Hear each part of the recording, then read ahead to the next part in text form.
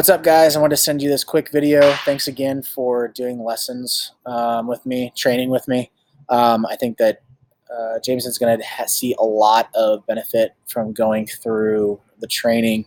And one thing that I'm seeing, and I wanted to get Altuve up so that he could see it, because Altuve is a small guy and he bats on the right side, so it's an easy comparison when it comes to youth players. Little joke, little short man's joke for Altuve. But anyways, so as Jameson starts moving his front foot, I'm going to stop it at launch. There we go. He stops. Altuve, stop him at launch. Boom, right there. So the big thing that we were trying to focus in on was trying to get Jameson's hands, these right here, these puppies right here, to be more tight and compact. As you can see, there is a lot of gap space in there, a lot of gap space. So what we want to do is we want to try to tighten, compact that. And this is where I was getting at with our training, is that to get to that point, we need to be in a better position. And that PVC pipe was doing two things at the same time. It was trying to get him to be more tight and compact, also to be starting in a stronger position.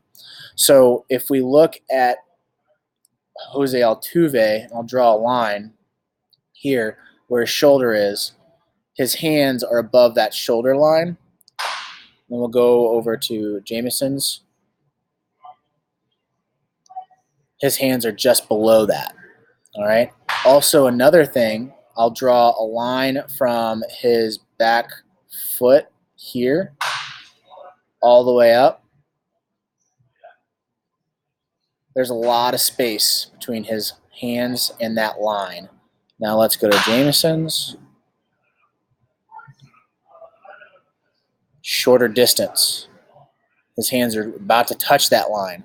So if we talk about that, that makes sense because there's a lot of gap space in between his body and his hands. Altuve's, it's very minimal. You can barely see anything, all right? Another way of looking at it, I always love teaching in different forms so that it kind of sticks, is this right here is his front elbow, or his front arm, to be more exact. It's more bent. Jameson's is more straight. So the way of correcting that is just raising those hands and being above the shoulder, which I always called the back shoulder circle. Let's get that to be a different color. That gets a little confusing. We'll do white. We want it to be in that back shoulder circle. I don't know if I can move that. I can't. Let me redo that. Sorry. Here we go. Right around in that area right there. More on the back side.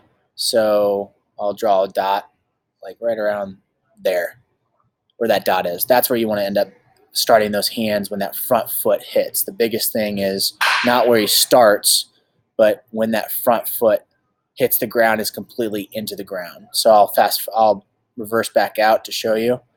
So he starts in a great position, but then as he goes, those hands drop, and now he's in more of a weaker position.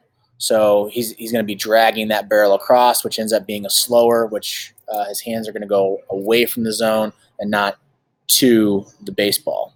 So let's fast forward Altuve so you can kind of get the gist of it. See there that back elbow goes. It goes right into that back side near that oblique. And then the barrel stays close to his body all the way through the swing. All right, guys, that's it. I tried to keep it under 5 minutes. I have done that. Best of luck. I can't wait to see you guys back in the facility. See you.